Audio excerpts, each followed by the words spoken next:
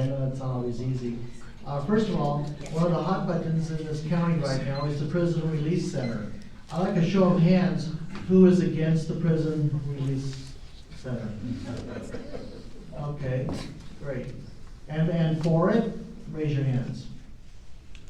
Great. Okay.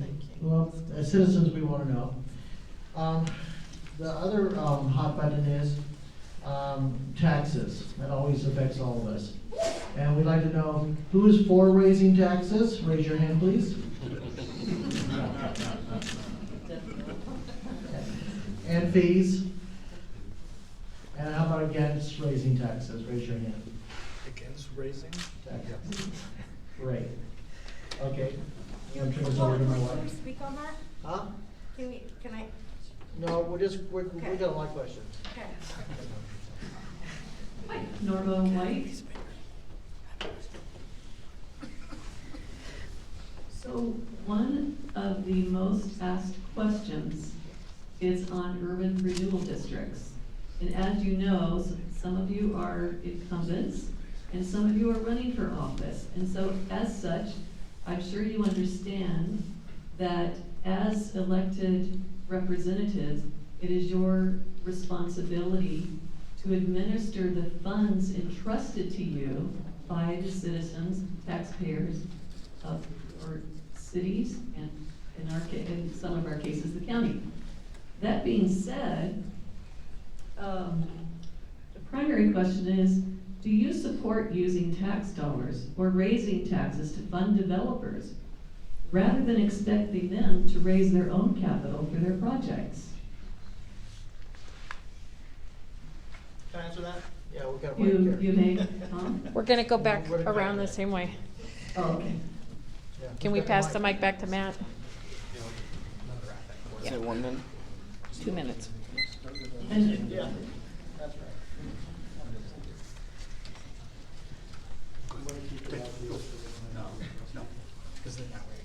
Yeah. Thank you. Can you hear me? Turn it on. Is that better? Okay, this is a great question. This is what I've been fighting with in Hayden, is that, and I've talked to Republican groups about this, there's some invisible battle going between developers and builders and the citizens. And the builders and developers want the citizens through taxes to pay for the infrastructure so they can make more money. And I support impact fees, because that means when people move here, they're gonna be paying impact fees, and the growth is not put onto the taxpayers. And I know my opponent has been endorsed by the NWPOA here last night, and they're the ones that sued the city of Hayden. It cost us $1.5 million, and for the next 5 years, we're gonna be paying off that lawsuit. And they wanted free sewer hookups based on what they had averred in the Supreme Court of Idaho on the second go-around. I'm not endorsed by the NWPOA, she is. So there's a distinct difference as to my opponent, myself. Thank you.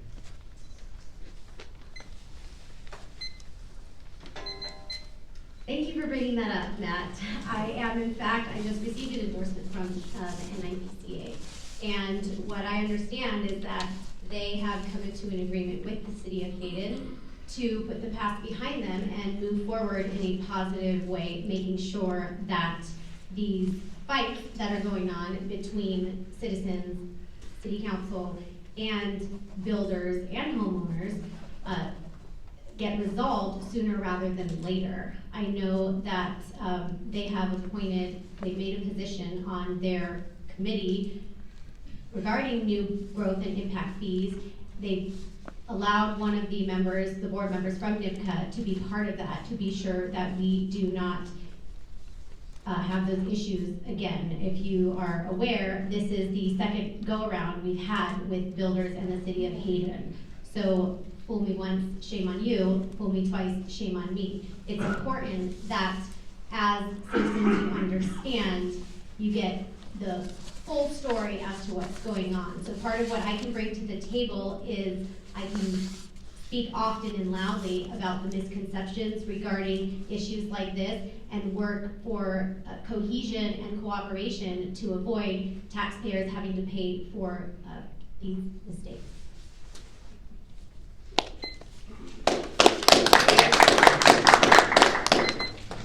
First and foremost, I oppose the continued expansion of growth in our community.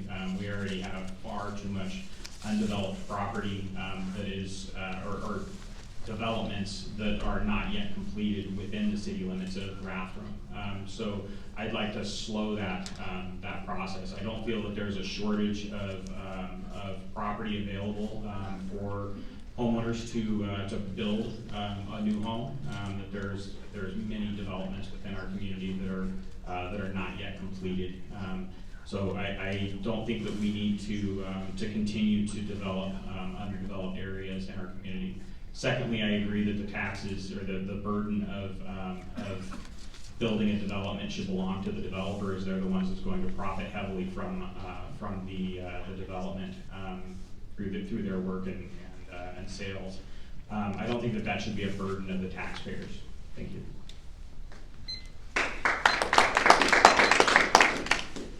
Mike, you're the chairman of the Planning and Zoning Committee, so you have voted every time on every one of these developments to go through. And then comes to the City Council. So I'm on the Park and Recs Commission. I would oppose any taxing increase. Growth pays for growth. Anytime that a builder comes in, we've had builders come in that want to do, I heard infill earlier. We developed the property right behind the high school. That developer wanted to put twice as many homes as it was supposed to be. As a city council, we worked as a group and said, no, you're going to make them contiguous with what we have there now. We want smart growth. We want builders to pay for their own growth. In Rathdrum, that's what we've done, and that's what we're going to do. Thank you.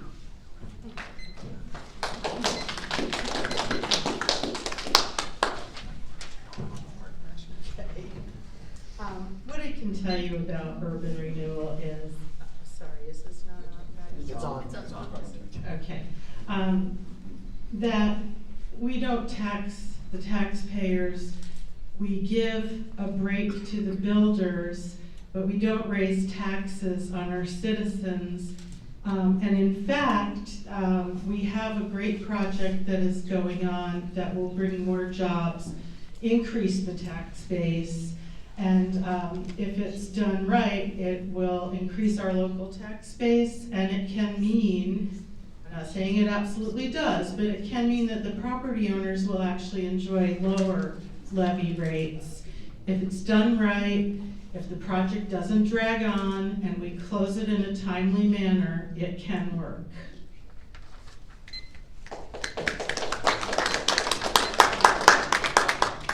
I do not believe we should use taxpayer money to fund urban renewal districts. However, for infrastructure development, for example, in downtown Rathdrum, there's a desperate lack of parking spaces. It doesn't make much sense to put a lot of commercial in there if there's nowhere for people to park their cars. So that I would have to take a close look at if we use taxpayer money for building a parking lot.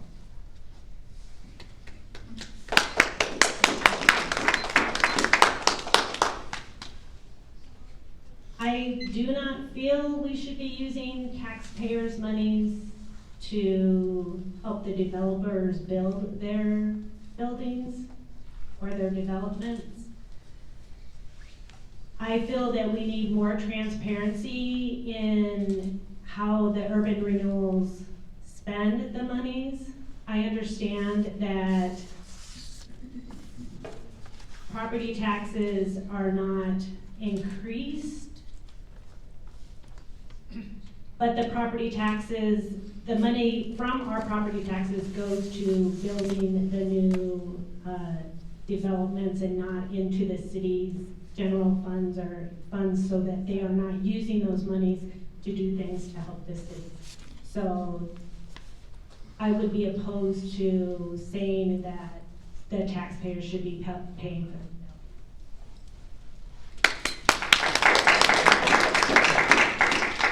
I have been looking at urban urban renewal since 2005 in Idaho, along with that gentleman there at the other end of the table. In his basement is where we started looking at LCDC and seeing what they are up to. Now, urban renewal has been used elsewhere in Idaho to attract jobs. That's true. It can work. It worked that way in Post Falls. Works that way in Twin Falls. Okay. Here, it's money for developers. And yes, it does. Hell yes, it raises your taxes. It affects the levy rate. The levy rate is changed because that property, that road in that urban renewal district does not go to any taxing entity, the city, NIC, the county, nowhere. One of the other people who was looking into urban renewal with us noticed that LCDC, our urban renewal agency, this is about 3 years ago, had collected over $80 million in public money, and of that, they had given away, with no strings attached, $50 million. So yes, I oppose it when it's used that way.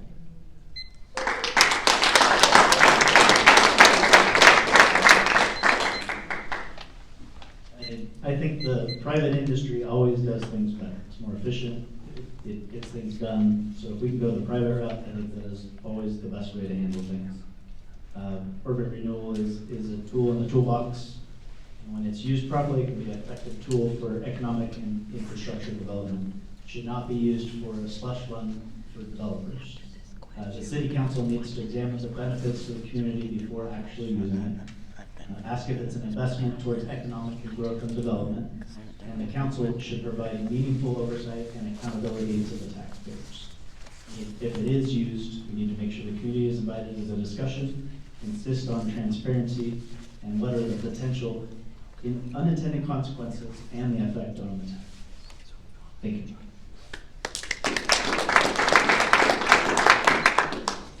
I think I said this before in the forum before. The forum that we did before is if things are happening organically, let it go. Let it happen. And I think that there's a lot of stuff that I've learned through this process. And I think that there's a whole lot more that I'm excited to learn because there's so much that can be changed with how we're doing things. And I think that we're almost up to a place where it's some decisions to be made in the next few years where we continue it, where it ends. And I really think that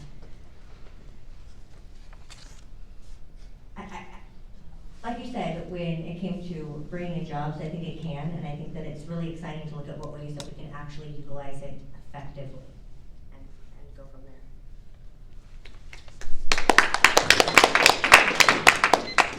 Well, urban renewal, I realize, is a hot button topic. Also, for about 2 years now, I've been on the Coeur d'Alene Urban Renewal Board, so I'm starting to get a first-hand picture. Back when it kind of first came into existence, I was the county clerk, which is also the auditor, and deal with a lot of those kinds of issues. When you create an urban renewal district, it takes a specific piece of geography, and actually the same taxes that are going to all the taxing districts still go to them, but the stuff beyond that goes into the district. And the concept is, I guess, that you kind of for short term diverting those taxes into helping that area improve. In the long run, you're going to have more value in that district that is going to help things. And in our case, like Croc Center, McEwen Field, we're just, the Atlas site is coming online, and, well, I could go on, but anyway, thanks.